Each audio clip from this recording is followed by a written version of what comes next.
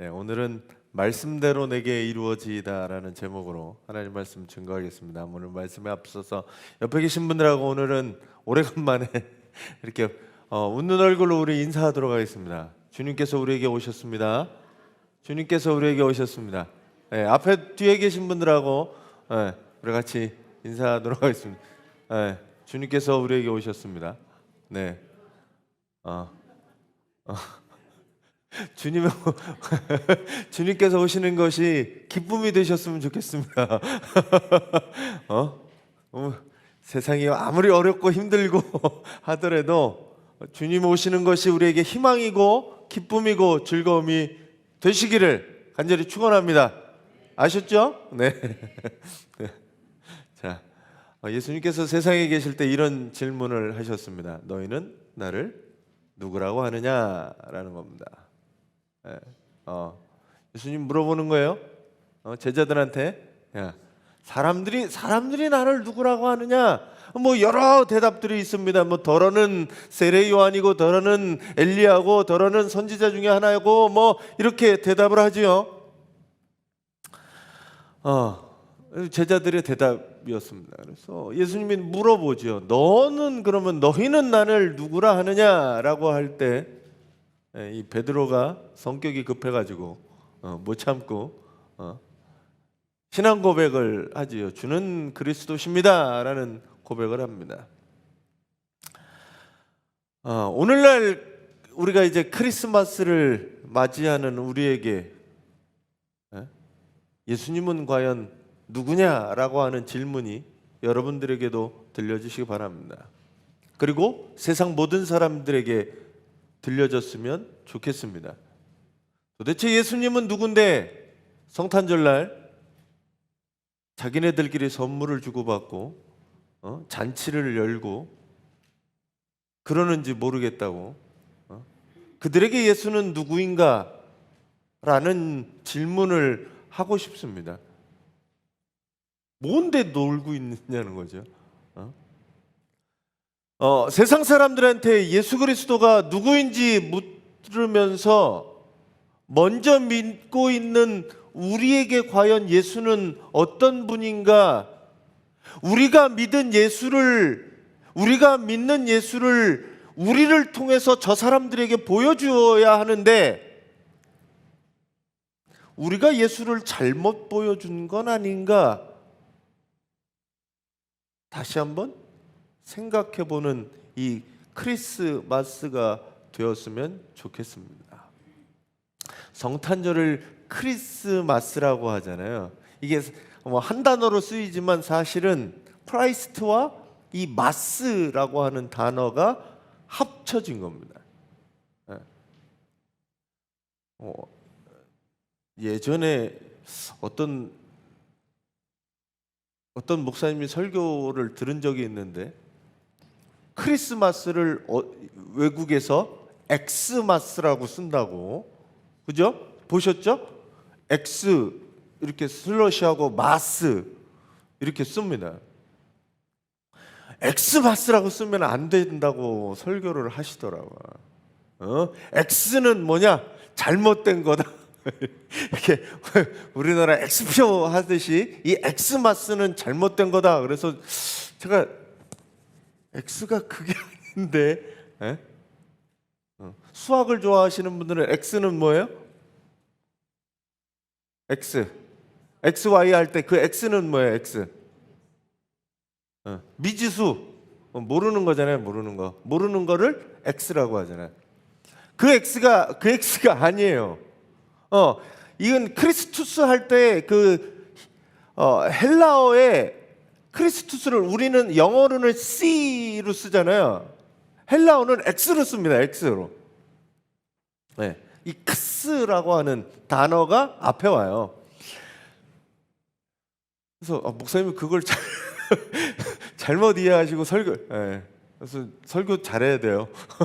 사실을 얘기해야 됩니다. 이게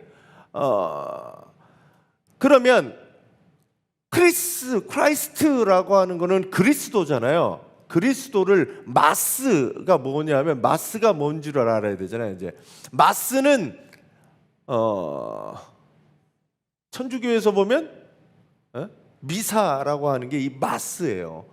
그러니까 경배하고 예배하는 게, 그러면 성탄절 크리스마스는 그리스도를 뭐 하는 날이에요? 경배하는 날입니다. 사실은 성탄절이라고 노는 날이 아니라 그리스도를 경배하는 날이 성탄절이에요. 크리스마스의 뜻이 놀라는 날이 아니라, 쉬는 날이 아니라, 빨간 날이 아니라, 그러니까 의미를 모르면 전혀 다른 거를 한다라는 거죠. 성탄의 의미를 모르니 연인들이 만나서 밤새 놀고 파티하는 거예요. 무슨 날인지도 모르고 그냥 빨간 날이니 노는 날이니. 의미를 잘못 알면 X가 그냥 잘못된 거라고 표현하는 것처럼 우리가 아는 지식과 우리가 아는 것들이 잘못될 수 있다는 겁니다. 그래서 의미를 잘 알아야 돼요. 크리스마스가 어떤 날인가? 그럼 누가 우리에게 오신 날인가? 성탄 예수 그리스도는 누구인가? 라고 하는 것들이 우리 안에 정립되어지고 우리 안에 믿어지고 그걸 가지고 우리가 살아내는, 그게 바로 크리스마스의 의미를 잘 되새기는 것이 아닌가 생각해 보게 됩니다. 예수 그리스도가 누굽니까? 여러분들에게 예수 그리스도는 누굽니까? 어떤 분이십니까? 어떻게 고백하실 거예요? 고백이 있으셨으면 좋겠어요.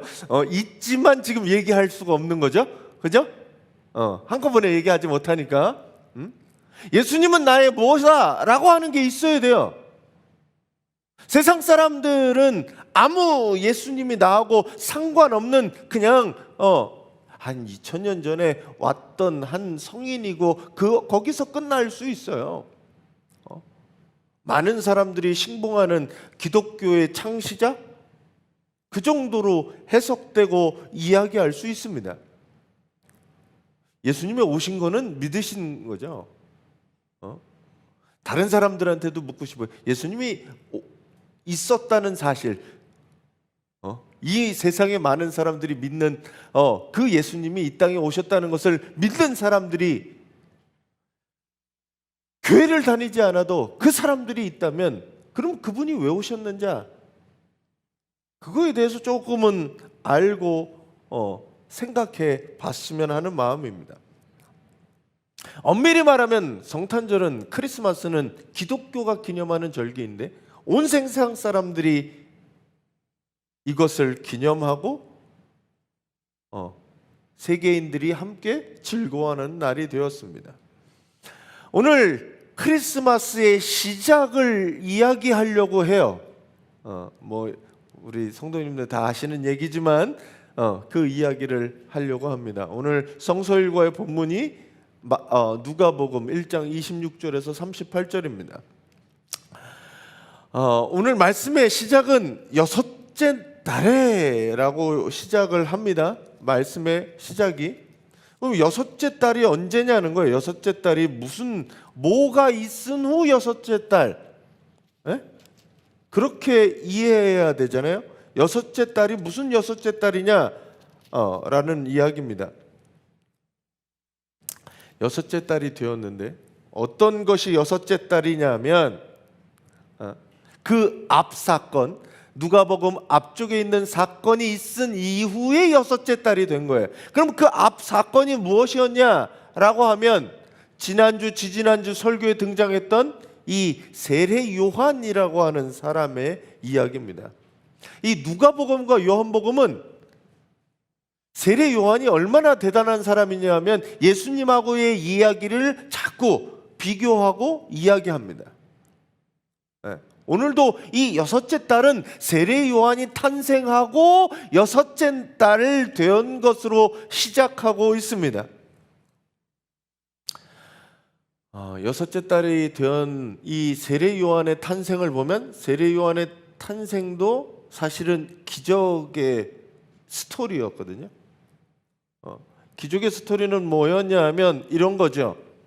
천사 가브리엘이 등장을 합니다. 천사 가브리엘이 등장해서 나이 많았던 이 사가랴와 엘리사벳 부부에게 아들이 있을 거라는 약속을 해줍니다. 예. 요 스토리를 보면 옛날 구약 성경의 이야기가 하나 떠오르잖아요. 예? 누구 이야기가 떠오르세요? 나이 많은 애 낳지 못하는 아브라함과 이삭 얘기가 이렇게 떠오르잖아요. 아브라함은 우리가 믿음의 조상이라고 부릅니다. 아브라함이 아들을 언제 낳았어요? 네, 100세에 아들을 얻습니다. 70세부터 아들을 준다고 한 거를 언제 얻냐면 100세 돼서 얻거든요. 네. 낳을 가망성이 없잖아요. 우리 여기 계신 분들도 다 알지만 사람이 나이가 들면 일정 나이가 들면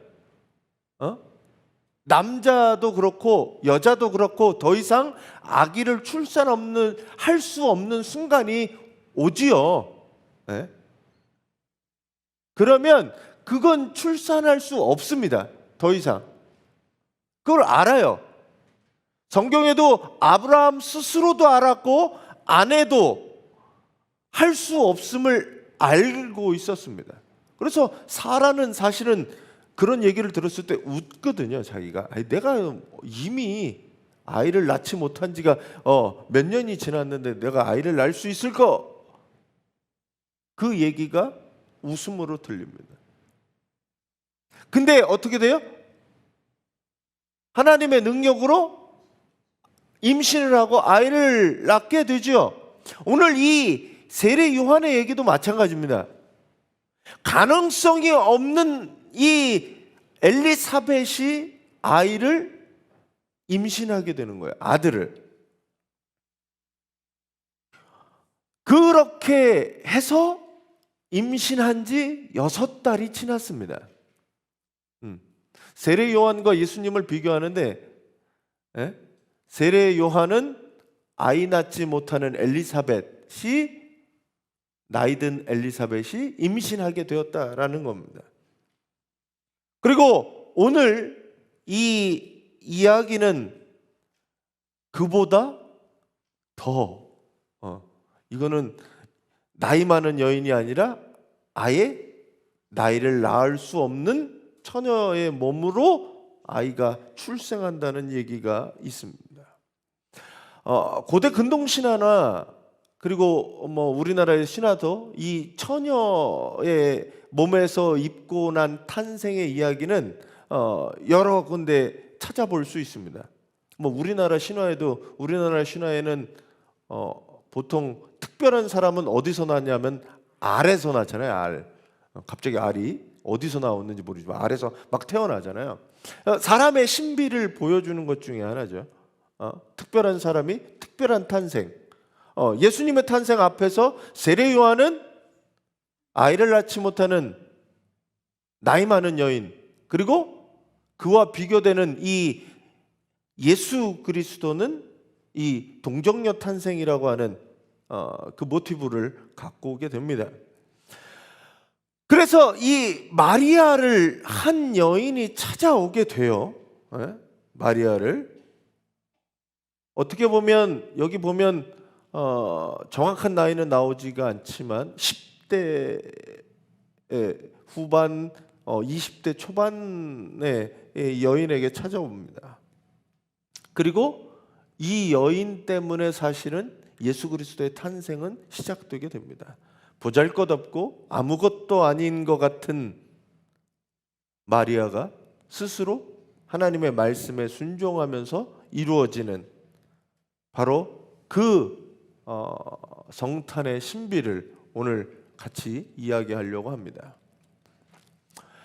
뭐가 있었기 때문에 그리스도의 탄생, 이 크리스마스가 시작될 수 있었냐라고 하는 것은 겸손한 이 마리아라고 하는 거죠. 오늘 천사의 메시지를 듣습니다. 갑자기 처녀의 몸인 나에게서 아기가 출산할 수 있을 것, 그리고 주님이 함께한 천사가 나타난 것만 가지고도 두렵고 떨리는 일이었는데, 그가 뭐라고 얘기하냐면 잉태한다라고 하는 거예요. 잉태한다. 처녀의 몸으로 아이를 갑자기 갖는다는 것 자체, 설정 자체가 굉장히 무리한 설정이죠. 내가 감당할 수 있는 일이 아니었습니다. 더군다나 나한테는, 마리아에게는 뭐가 있었냐면 사랑하는, 결혼을 약속한 요셉이 있었다는 거죠. 이게 보면 유대 사회에서 결혼을 약속하고 1년 정도 지난 다음에 결혼을 하거든요. 그 전까지 1년의 기간 동안 이제 몸단장을 잘 하고 결혼을 하는 거예요. 근데 그 기간 안에 있던 이 마리아가 임신을 했다라고 하면, 요셉이 생각할 때는 이 여자는 굉장히 부정한 여인이 되는 거죠. 요즘도 가끔 그런 뉴스들이 나오게 되죠. 이 여인이 내가 아닌 다른 사람 아이를 배웠다라고 하면 보통의 생각은 뭐겠어요? 바람을 폈다든지 우리 기본적인 생각이, 이 사람이 바람을 폈다든지 아니면 다른 사람의 아이를 임신했다라고 밖에 볼 수 없는 상황이었죠. 결혼은 파탄 나는 겁니다. 사랑하던 남자와 아름다운 가정을 꾸리고 그렇게 살아갈 모든 꿈들이 사실은 한순간에 날아가는 거죠. 그것도 자기의 무슨 행동거지가 잘못됐기 때문이 아니잖아요. 또한 이게 유대 율법상으로 보면 예수님에게 가늠하다 잡혀온 여인은 어떻게 됐냐면 다 사람들이 돌을 들고 죽일 준비하고 왔었거든요. 결혼하지 않은 처녀가 임신했다는 것은 간음하고 사실은 이어지는 부분이죠. 그러면 투석형으로 사람을 죽여도 당시 율법에 보면 그렇게 죽여도 되는 사람이었어요. 그런 범죄였다라는 거죠. 그러면 스스로 꿈꾸었던 가정은 깨지고 자기 목숨도 위험한 순간에 이 이야기를 들었다는 겁니다. 지금 그 이야기를 듣고 마리아가 38절에 한 얘기가 이겁니다. 같이 한번 읽어주세요.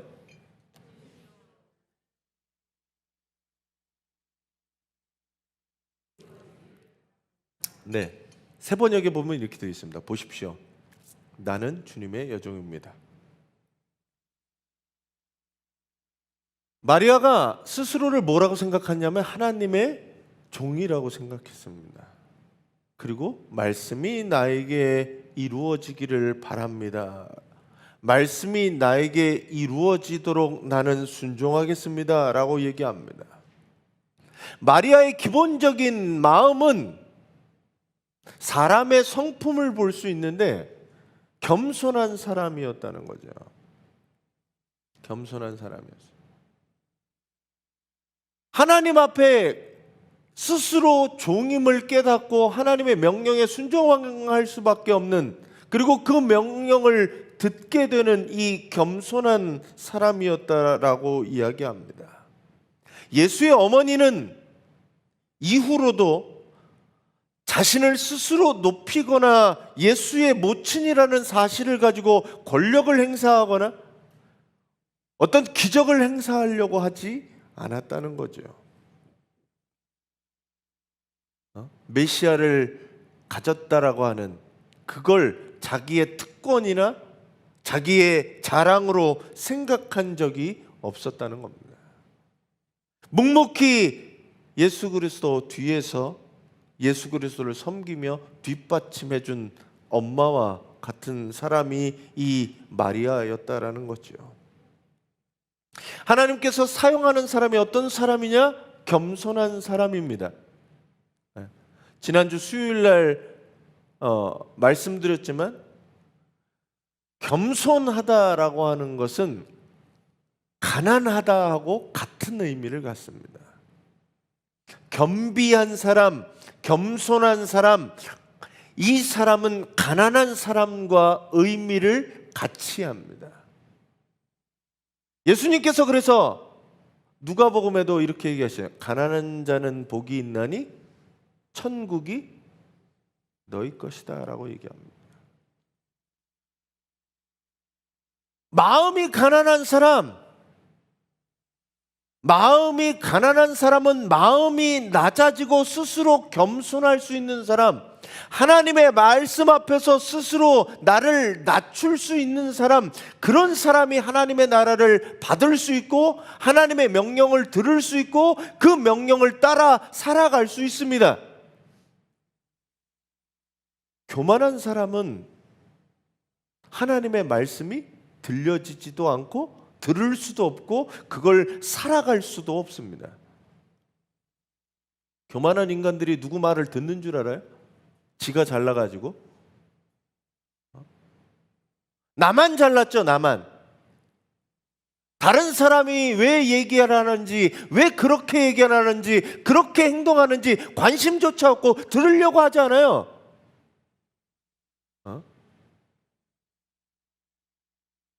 지가 잘났어요, 지가. 내가 알고 있는 그게 다고, 내가 알고 있는 그게 모든 것이 옳은 줄 알고 우물한 개구리처럼 살아가고 있는 게 교만한 사람의 특징이라는 거죠.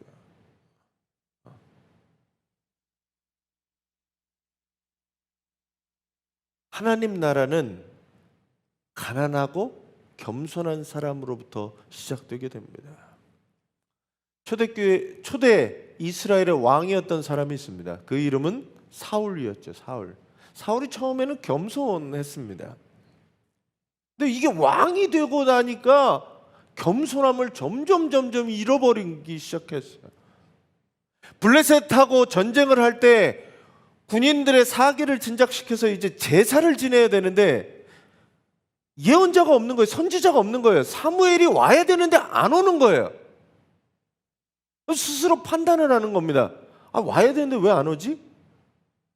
그리고 뭘 하냐면, 그러면 빨리 제사를 드려버려야 되겠다라고 생각을 하고 왕이 제사를 집전해서 제사를 드려요.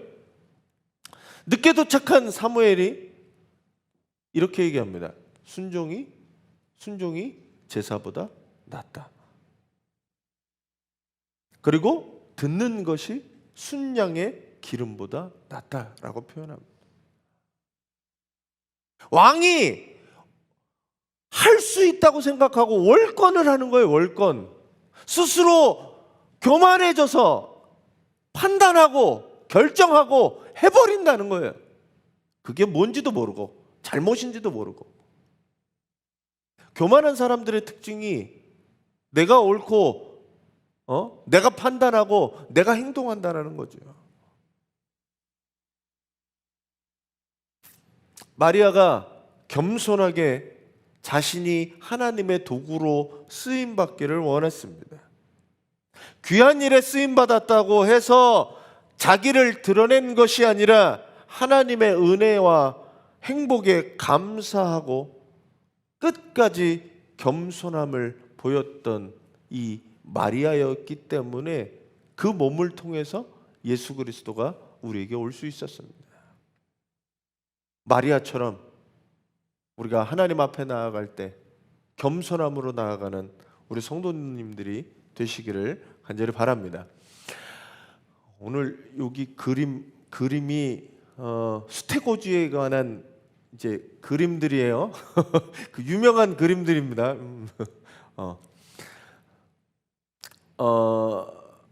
마리아가 두 번째로는 그 말씀에 겸손한 사람이기 때문에 말씀을 들을 수 있었고 그리고 순종할 수 있었다는 거죠.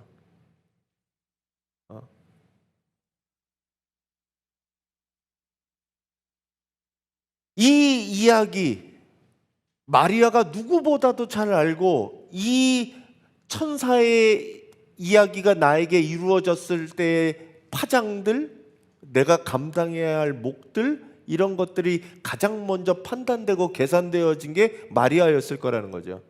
요셉은 어떡하지? 내 앞날은 어떡하지? 나 미혼모로 살아야 되는데? 지금도 미혼모로 산다는 게 그렇게 쉬운 일이 아니거든요. 당시에 미혼모로 살아간다는 것, 사람들의 눈총, 종교적인 결박, 이 모든 것이 내가 감당해야 된다. 이거 어떻게 감당하지? 라고 두려운 마음들이 왜 안 들었겠어요? 이렇게 행할 때, 하나님의 뜻대로 살아갈 때 어렵고 힘든 것이 왜 없겠어요? 그럼에도 불구하고 말씀을 의지하여 순종하게 됩니다. 38절, 요거는 뒷부분이에요. 뒷부분. 빨간색만 읽어주세요. 자, 말씀이 나에게서 이루어지기를 바라는 거예요. 이게 말이 말에서 끝나는 것이 아니라 말이 행동으로 이루어진다라고 하는 겁니다. 순종이, 그래서 히브리 말로 뭐라고 하냐면 순종은 샤마라고 하는 거예요. 샤마. 히브리 말 중에 비슷한 거 들어본 적 있어요? 샤마 말고 쉐마라고 들어보세요. 쉐마? 쉐마가 뭐예요? 들으라라는 거예요. 들으라. 이스라엘아 들어라 라고 하는 성경의 구약에 있습니다. 이스라엘아 들어라, 쉐마 이스라엘이라는 거예요. 들으라는 얘기는 이게 샤마랑 쉐마랑 어원이 같이 비슷하게 쓰거든요. 뭐가 달라요? 우리나라, 제가 엊그저께도 말 좀 들어라 라고 하면, 말 좀 들어라 그러면 귀로 듣는 게 다가 아니잖아요. 말을 듣는 건 뭐예요? 듣고 뭔가 움직이라는 거예요. 불 좀 꺼라. 제가 저희 집이 추워서 이렇게 문 좀 닫고 문 좀 닫고 다니라고. 우리 막둥이가 맨날 그래요. 알았다고. 몇 번을. 그런데 제가 거기다가 알았다고 그러는데도 또 얘기하는 거는 왜 그래요? 안 듣으니까 안 들으니까. 알았다고 그러는데 아는 게 아니잖아. 맨날 그러냐. 우리 막둥이랑 싸워요 제가. 알긴 뭐 하나도 못 알아듣는데 뭘. 왜냐하면 말을 해서 들었는데 행동하지 않으면 그건 안 듣는 거예요. 말을 안 듣는 거죠. 그러니까 우리나라 말하고 이게 비슷해요. 쉐마, 샤마라고 하는 거는 듣는 것뿐만 아니라 내 삶을 순종으로 나아갈 때 이 샤마가 되는 거거든요. 하나님의 말씀이 나한테 이루어져서 내 삶이 그 말씀에 따라서 움직일 때 샤마가 되는 겁니다.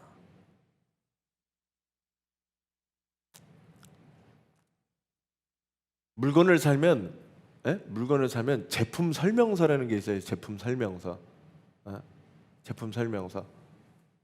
우리 영어로 보면 이게 메서드라고도 되어 있고, 규칙이라고 얘기할 수도 있고, 사용 설명서라고 되어 있는 경우도 있는데, 하나님의 말씀은 우리로 하여금 우리가 어떻게 살아가야 되는지 사용 설명서, 제품 설명서와 마찬가지입니다. 하나님은 우리를 창조하신 목적, 우리의 살아갈 이유 어디 있냐면 하나님의 말씀 가운데 있는 거야. 이거를 잃어버린 사람들이 어떻게 사느냐? 지 맘대로 살아가는 거예요. 잘못 살아가는 거예요. 헛살아가는 겁니다. 우리는 우리에게 주어진 역할과 세상에 보내신 이유가 있습니다. 어쩌다가 우연히 그냥 탄생한, 그냥 세상에 나와 있는 사람들이 여러분과 저가 아니에요. 세상에 그냥 우연히 등장한, 우리 우주론으로 얘기하면 갑자기 어느 날 반짝여가지고 갑자기 생명이 탄생하고 사람이 태어나고 사람이 그렇게만 된 우리면 무슨 의미가 있고 뭐 때문에 살아갑니까? 우리는 그게 다가 아니에요. 하나님이 우리를 누구보다도 먼저 세상에 보내시고 세상에 할 일이 있어서 살아가라고 보내셨다고 믿는 사람입니다. 한 아기의 탄생이 한 우주의 탄생이잖아요. 얼마나 위대하고 얼마나 신비가 사람의 생명 속에 있습니까? 그 생명이 어떻게 살아가야 되느냐? 막 살아도 돼요? 내게 주어진 생명을 아무렇게나 그렇게 끊을 수 있는 겁니까?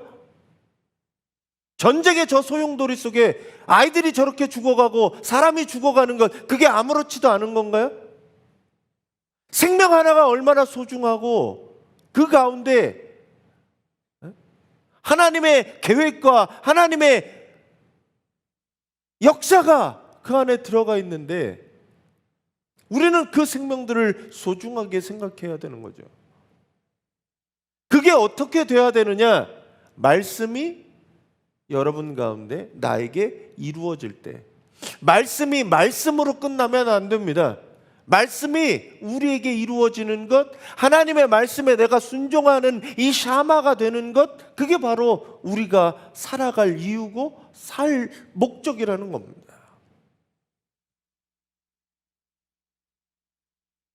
여러분들이 하나님의 말씀을 따라서 그 말씀을 이루면서 살아가는 우리 성도님들이 되시기 바랍니다.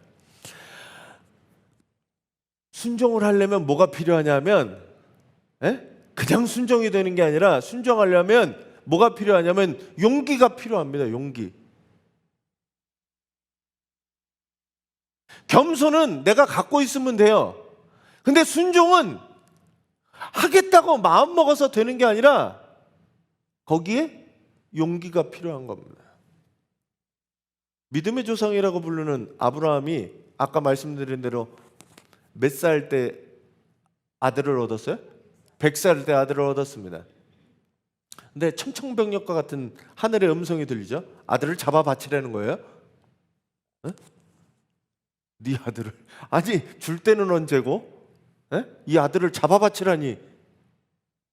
당시에 아들을 잡아 바친다는 것은 죽인 다음에 각을 떠갖고 피를 빼고 그걸 제사를 지내는 거잖아요.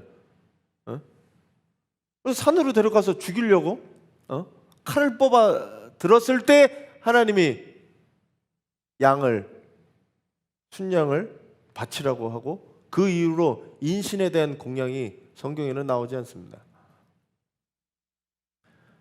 사람을 바쳐는 것을 아브라함 그 사건 이후에 양을, 염소를, 소를, 비둘기를 바치는 걸로 바뀌거든요. 순종을 하기 위해서 내게 필요한 것이 무엇이냐? 용기라는 거예요. 용기. 근데 우리도 잘 알다시피 처녀가 아들을 낳아 세상을 살아가는 것이 감당할 수 없는 일이었음에도 불구하고 이 마리아가 용기를 냈다는 거죠. 그렇게 되기를 원합니다. 그리고 천사는 뭐라고 얘기하냐면 이렇게 얘기합니다. 같이 한번 읽어주세요.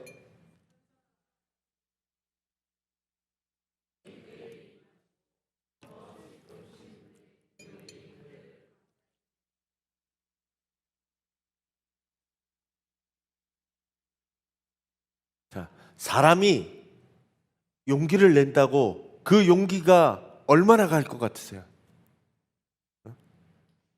어떻게 세상을 용기 있게 살아갈까 마음먹었지만 우리의 결심과 의지는 작심삼일이라는 표현처럼 금방 시들어지고 위협과 협박과 공포 속에 우리는 그 용기를 잃어버리게 마련입니다. 이제 2023년을 마무리하는 이 시점에 1년 전에 내가 새롭게 목표하고 세웠던 계획들이 얼마나 진해지고 왔나 생각해 보면 내 결심과 의지가 얼마나 약하고 아무것도 아닌 것인가 우리는 깨닫게 됩니다. 그래서 오늘 천사는 마리아에게 이렇게 얘기하죠. 성령이 그대에게 임하신다.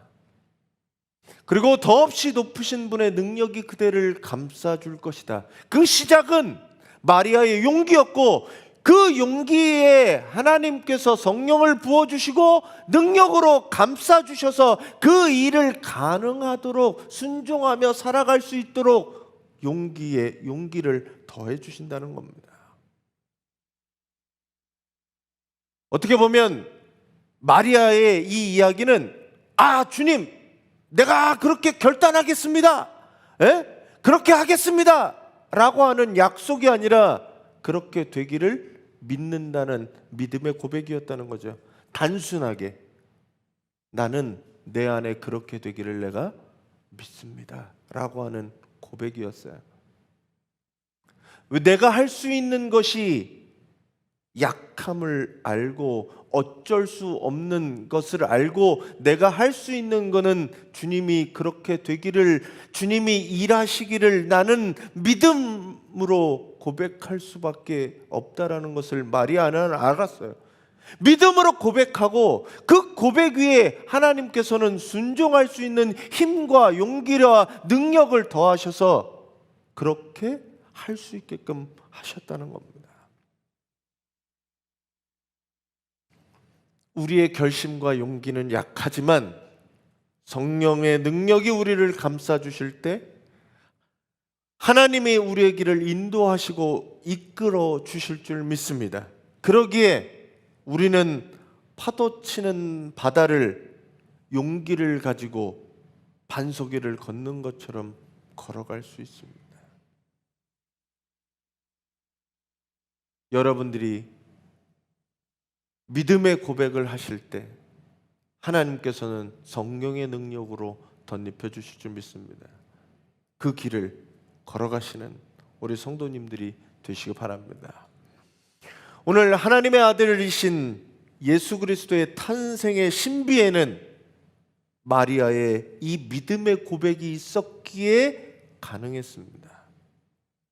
마리아의 대답은 헌신을 다짐하거나 사명을 감당을 약속하는 결단의 내용이 아니라 하나님의 말씀은 이루어진다라는 마리아의 믿음의 고백, 그것이었습니다. 마리아의 믿음의 고백이 겸손과 순종과 용기로 나타났습니다. 하나님께서는 겸손한 사람의 믿음을 통해 일하시고 역사하십니다. 그리고 그 믿음의 고백이 있는 사람에게 성령의 능력을 주시고 그 능력으로 감당할 수 있게 해주십니다. 우리가 하나님의 말씀이 나에게 이루어지는 것을 믿고 용기를 내어 순종하는 성도들이 되시기를 간절히 바랍니다. 오늘 마리아처럼 나는 보잘것없고 아무것도 아니지만 하나님의 말씀을 믿을 때 그 말씀이 나를 통해 이루어지고 역사되어지고 사건으로 나타나져서 하나님의 일하심을 그리고 나와 동행하심을 경험하시는 우리 성도들이 되시기를 간절히 바랍니다. 그러면 여러분들을 통해 하나님이 하실 일들을 이루실 줄 믿습니다. 그렇게 살아가시는 우리 성도들이 되시기를 간절히 바랍니다.